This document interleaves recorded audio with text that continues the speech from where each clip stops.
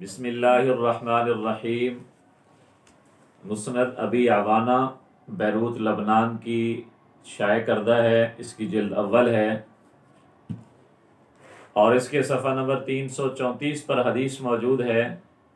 حضرت سالم اپنے والد رضی اللہ تعالی عنہ سے روایت کرتے ہیں، وہ فرماتے ہیں میں نے نبی اکرم صلی اللہ علیہ وآلہ وسلم کو دیکھا، اذا افتتح الصلاة رفع یدیہ حتی یحاذی بہما، جب آپ نماز شروع کی آپ نے تو رفع الیدین کیا، وَإِذَا أَرَادَ أَن يَرْكَعَ وَبَعْدَمَا يَرْفَعُ رَأْسَهُ مِنَ الرُّكُوعِ لَا يَرْفَعُهُمَا، جب آپ نے رکوع کرنے کا ارادہ کیا اور رکوع سے سر اٹھایا، لا يرفعهما، پھر آپ نے رفع الیدین نہیں کیا۔ تو ہمیں بھی حضرت عمر رضی اللہ تعالی عنہ کی طرح، حضرت عبداللہ ابن عمر رضی اللہ تعالی عنہ کی طرح،